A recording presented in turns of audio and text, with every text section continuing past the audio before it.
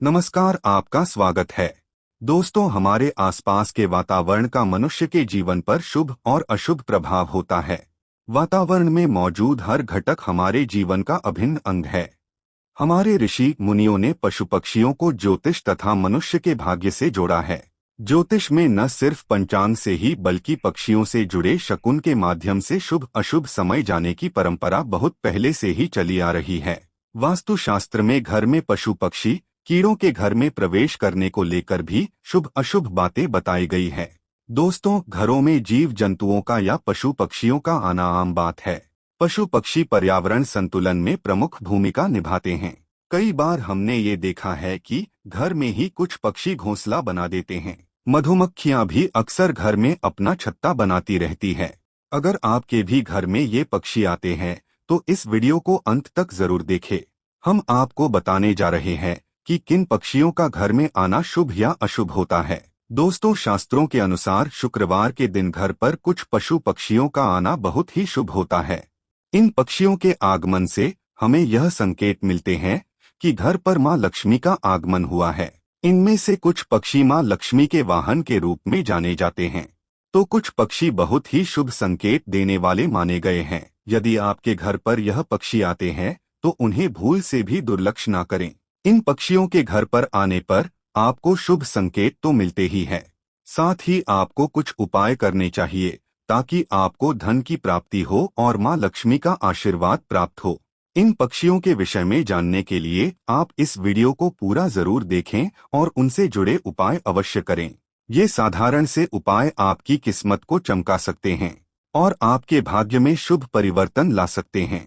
दोस्तों, प्राचीन काल में ऋषि मुनियों की यह मान्यता थी कि प्रकृति हमें अनेक छोटी छोटी बातों के संकेत देती है। यह संकेत आपके भविष्य से जुड़े भी हो सकते हैं। ये आपके जीवन में घटित होने वाली अच्छी और बुरी सभी घटनाओं की जानकारी देते हैं। यदि हम उन संकेतों को समझ जाते हैं तो यह हमारे लिए बहुत ही अच्छी बात होती है, लेकिन कभी कभी हम इन संकेतों को समझ नहीं पाते हैं या फिर नजरअंदाज कर देते हैं, जिससे हमें उसके शुभ फल प्राप्त नहीं होते हैं। आज हम जानेंगे शास्त्रों में बताए गए कुछ विशेष पक्षियों के द्वारा हमें कौन से संकेत प्राप्त होते हैं और उन संकेतों का क्या अर्थ होता है। आइए जान लेते हैं। शुक्रवार के दिन विविध पक्षियों के घर पर आने से कौन से संकेत मिलते हैं। साथ ही हम बात करेंगे एक ऐसे खास पक्षी के बारे में जिसका शुक्रवार के दिन घर पर आना बहुत ही शुभ माना गया है। वह पक्षी साक्षात मां लक्ष्मी का वाहन ही है। अगर ये पक्षी शुक्रवार के दिन आपके घर पर आकर यह 3 संकेत देता है तो समझ जाइए कि आपके दुखों का अंत होने वाला है। आपका अच्छा समय शुरू होने जा रहा है। आपके जीवन में धन से जुड़ी जितनी भी समस्याएं हैं वह सभी समाप्त होंगी। तो चलिए जान लेते हैं, शुक्रवार के दिन घर पर पक्षी आने से कौन से संकेत मिलते हैं। दोस्तों, घर में चमगादड़ आने से घर में नकारात्मक शक्तियों का वास होता है। इससे घर में बुरी शक्तियां का वास और नजर दोष होने की संभावना बनी रहती है। इसी के साथ घर में क्लेश बढ़ जाते हैं, अशांति का माहौल रहता है, आपस में नहीं बनती, इनसे बीमारियां भी आती है। इनके पंखों में मौजूद घातक बैक्टीरिया खतरनाक बीमारियों को न्योता देते हैं। इससे बचने के लिए आप इनको बिना नुकसान पहुंचाए घर से भगा दे। चलिए अब जानते हैं कौन से पक्षी घर में आने से शुभ होता है। सबसे पहला पक्षी है मोर। ये एक बहुत ही शुभ और पवित्र पक्षी माना जाता है। मोर मां सरस्वती जी का वाहन है।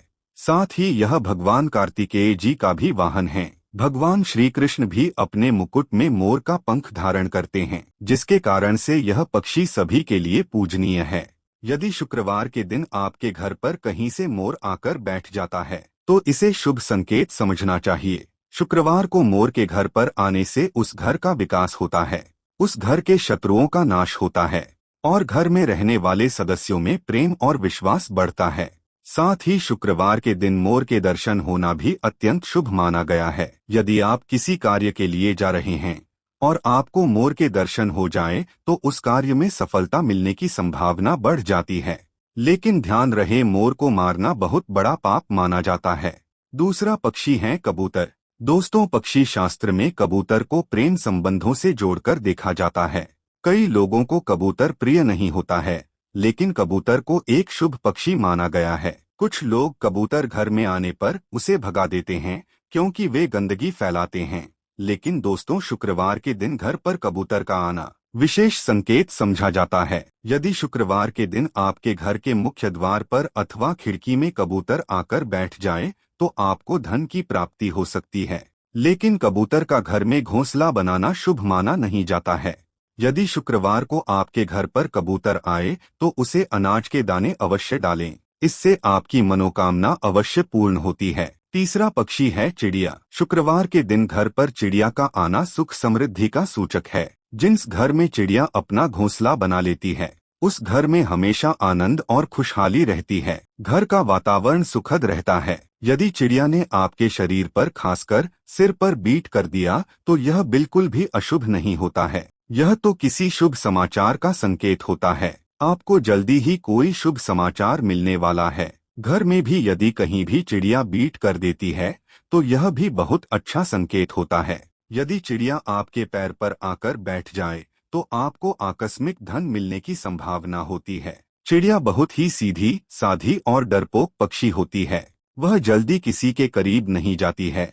लेकिन यदि चिड़िया आपके आसपास या आपके घर में बिना किसी डर के आने जाने लगे तो समझिए कि आपके घर में बहुत ही शुभ और सकारात्मक ऊर्जा का संचार है। ऐसे घर में रहना बहुत ही शुभ होता है। यदि शुक्रवार के दिन बहुत सारी चिड़िया आपके घर की छत या बालकनी में आकर चहचहाने लगे तो समझिए कि आपके घर में कोई बहुत बड़ा शुभ प्रसंग होने वाला है। कोई खास समाचार मिलने वाला है।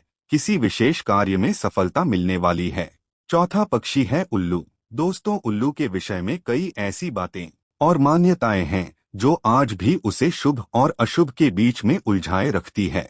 कई लोग उल्लू को अत्यंत शुभ मानते हैं तो कुछ लोग ऐसे भी हैं जो उल्लू को अशुभ समझते हैं। दोस्तों, उल्लू एक निशाचर पक्षी है जो रात में जागता है और दिन में सोता है। असल में उल्लू की शरीर रचना और उसकी आवाज ऐसी होती है कि कोई भी उसे देखकर डर जाए। शायद इसी कारण से इसे देखना अपशकुन माना जाता है। उल्लू के मुंह से निकलने वाली ध्वनि रात के शांत वातावरण को डरावना बनाती है। उल्लू की आंखें बड़ी और बेहद डरावनी और इंसानों की तरह सामने की ओर होती है। कान भी बड़े होते हैं। चेहरा बादाम के आकार का होता है। उल्लू अपनी गर्दन और आंखों को चारों ओर घुमा सकता है। भयानक दिखने वाले इस पक्षी की आवाज भी बहुत भयानक होती है। यह हमेशा रात में ही चिल्लाते हैं और अपना शिकार करते हैं। इसलिए पुराने लोग इसे अशुभ मानते हैं। लेकिन दोस्तों, पुराणों में वर्णित एक कथा के अनुसार लक्ष्मी जी जब स्वर्ग से धरती पर आ रही थीं तो उन्हें सबसे पहले प्राणियों में उल्लू ही दिखा था।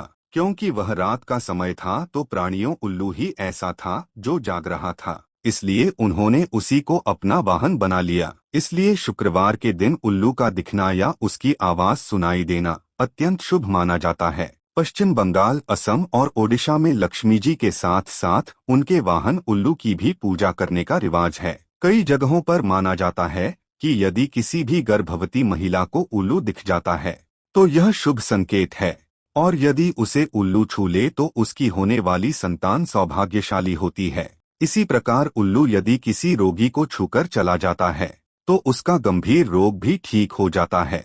यदि कोई व्यक्ति कुछ आवश्यक कार्य जैसे नौकरी, परीक्षा आदि के लिए जा रहा है और रास्ते में उल्लू दिख जाए तो यह भी शुभ माना जाता है। सुबह सुबह यदि उल्लू दिखाई दे या उसकी आवाज सुनाई दे तो यह धन प्राप्ति का संकेत है। इसलिए उल्लू को या उसकी आवाज को कभी भी नजरअंदाज नहीं करना चाहिए। उल्लू की आंखों में आंखें डालकर देखना या उससे नजर मिलाना यूं तो मुश्किल काम है, फिर भी यदि ऐसा होता है तो यह अत्यंत शुभ होता है।